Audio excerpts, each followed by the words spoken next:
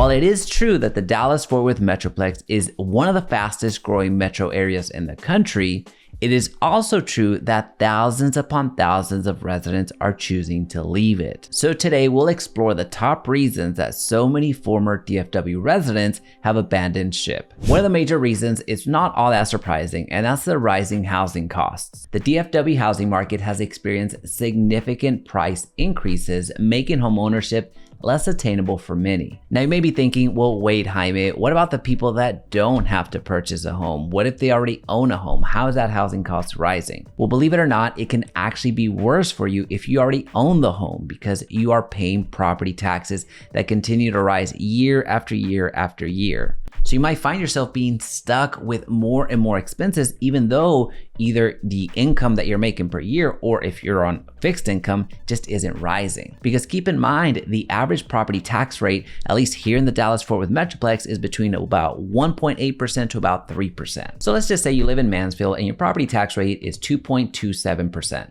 And now let's assume that the assessed market value of your home is $500,000. Which would put your tax bill at $11,350. But now let's just say the assessed value of your home rises to $550,000. Well, now your tax bill is $12,485. Now you may be thinking, well, Jaime, that is fantastic. The value of my home increased dramatically. Well, yes and no. Keep in mind that this is actually the assessed value. This is the value that the Central Appraisal District uses to calculate your property taxes, and also means that you haven't sold the property. So while yes, on paper, your home's value may have risen by $50,000, you haven't actually received those $50,000. So your housing costs continue to rise.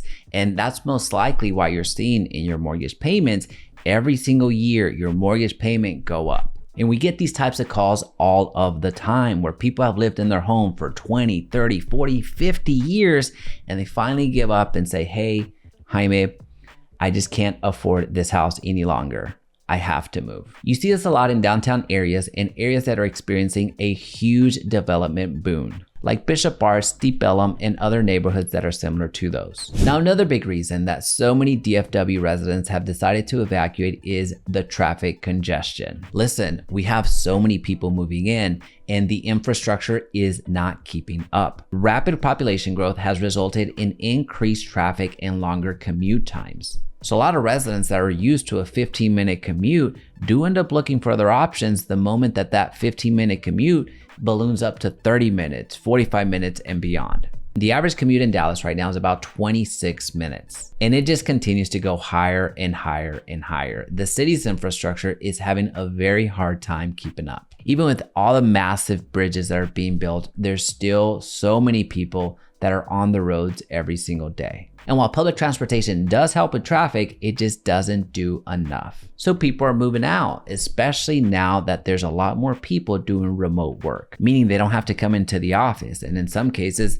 they have a flex schedule where they're only required to come physically into the office 1 to 2 times a week. So for a lot of residents, the trade-off is okay. They can move out a little bit further from work, knowing that they only have to come into office 1 to 2 times a week, which is actually the next big point and one of the biggest reasons that so many people are moving out of the DFW Metroplex. And that's the rise in remote work. About 12% of US workers are working fully remote at the moment, which is a huge difference from even 5 years ago where less than 5% were doing remote work. And of course, we know that COVID was a big reason that this change happened all of a sudden. This remote work shift has led so many DFW residents to explore more affordable suburbs or even rural communities within driving distance of the Metroplex. Take the city of Richardson as an example, which is north of Dallas. It was at one point the original DFW suburb, but now it's part of the mainstream Metroplex. There's so many cities surrounding Richardson at this point.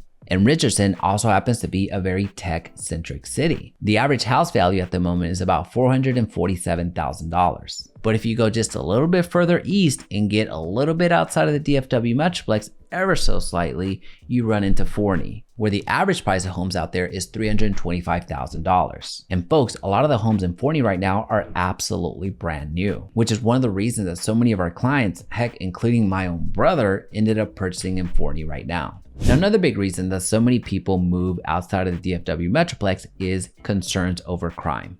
And to be fair, anytime big cities get even bigger, it's going to increase the crime. And if we're honest, this is actually one of the trademarks of bigger cities. So here again, I do empathize for those lifelong residents that have seen their community change. So where before they could get away with leaving the door unlocked, but now in most areas in the DFW Metroplex, those days are gone. Which leads us right into the next point, and that's the desire for a community feel, to where schools don't feel like they're becoming small colleges, and where class sizes are manageable and not so overcrowded, to where small businesses still exist and are not being replaced by corporate entities, and where they can attempt to find connection in the neighborhoods that are a little bit smaller. Now here's the thing, I will admit my bias because I do have a very strong one. I grew up in a small town. I love growing up in a small town, and if I didn't have the responsibilities that I have right now, I would be in a small town. So yes, I am glamorizing it to a certain extent, but this is also some of the feedback that I'm getting from many of our clients, to where they're okay spending a little bit more time on the road if they're able to achieve this community feeling. And I did leave the controversial one for last because you asked for it. I could be talking about any topic. It really doesn't matter. It could be property taxes, homestead, values, just